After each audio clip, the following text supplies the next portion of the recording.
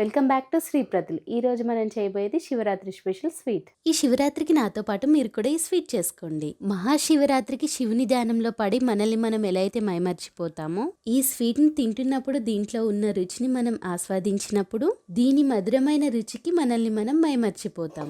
మా శ్రీప్రతులు చిత్రీకరించిన వీడియోని చూస్తూ ఎలాంటి వాళ్ళైనా కూడా ఈజీగా చేసుకోవచ్చు ఈ స్వీట్ని. శివరాత్రి స్పెషల్గా చిలకడ దుంపల్ని అందరూ తీసుకొచ్చుకుంటారు. అలాంటి చిలకడ దుంపలతో ఇలాంటి స్పెషల్ స్వీట్ చేసుకున్నామంటే చాలా బాగుంటుంది.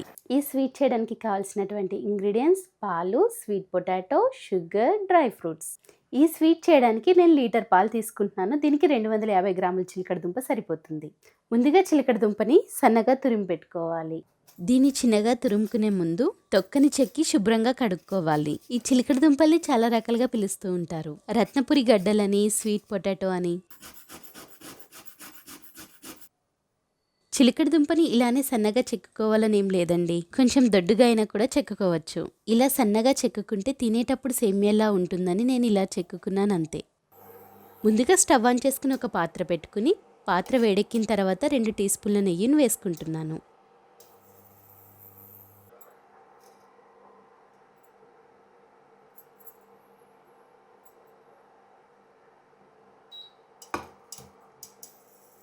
వేసుకున్నటువంటి నెయ్యి కొంచెం వేడెక్కిన తర్వాత ముందుగా కట్ చేసి పెట్టుకున్నటువంటి బాదం పప్పులను వేస్తున్నాను.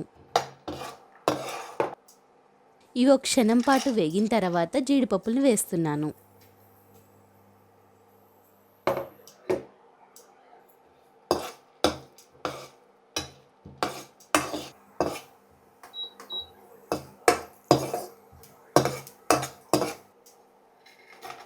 జీడిపప్పు బాదం వేగిన తర్వాత ఎండు ద్రాక్షను వేసి స్టవ్ ఆఫ్ చేస్తున్నాను.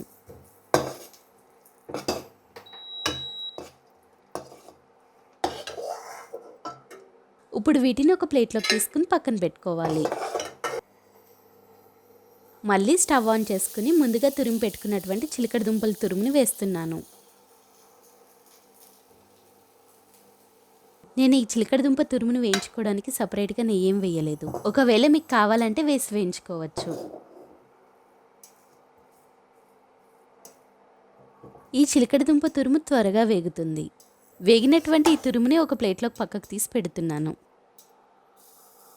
అదే పాత్రలో అరకప్పు చక్కెరని పల్చగా వేసుకోవాలి.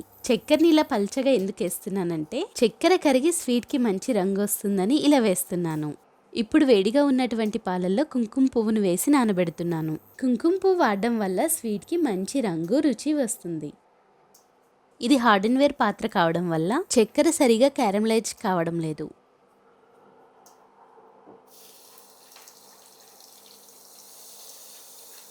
ఇప్పుడు దీంట్లో ముందుగా కాచిపెట్టుకున్నటువంటి లీటర్ పాలను పోస్తున్నాను.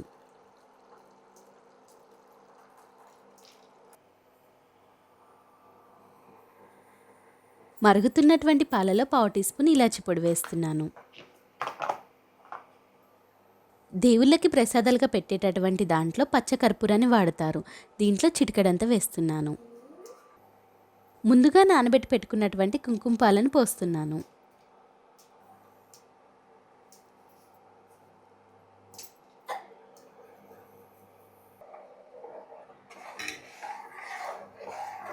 ఈ పాలను ఒక 5 నిమిషాల పాటు తిప్పుతూ మరిగించుకోవాలి.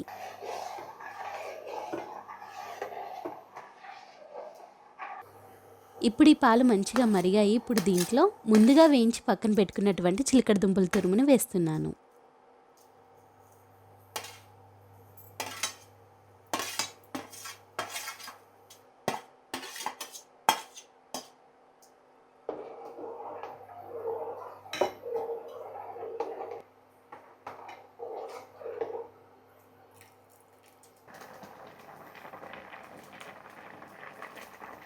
మరో 5 నిమిషాల పాటు ఇలా ఉడికించుకున్న తర్వాత వేయించి పెట్టుకున్నటువంటి డ్రై ఫ్రూట్స్ని వేస్తున్నాను.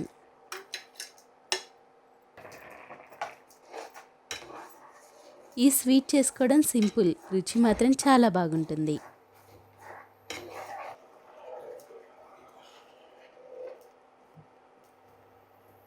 స్వీట్ ఇలా చిక్కబడిందంటే ఈ స్వీట్ ఇప్పుడు తయారైపోయింది. ఇప్పుడు స్టవ్ ఆఫ్ చేసుకోవడమే. చూడండి, చాలా రుచికరమైన చిలకడ దుంప పాయసం తయారైంది. ఈ స్వీట్ వేడివేడిగా తిన్నా కూడా బాగుంటుంది, అలానే ఫ్రిడ్జ్లో పెట్టుకుని చల్లగైన తర్వాత తిన్నా కూడా బాగుంటుంది.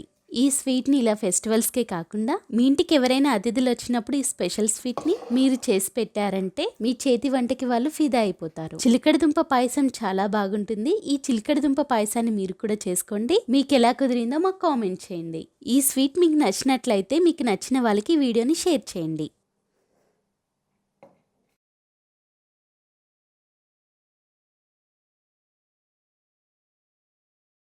మరో మంచి వీడియోతో మీ ముందుకు వస్తాను. అంతవరకు సెలవు.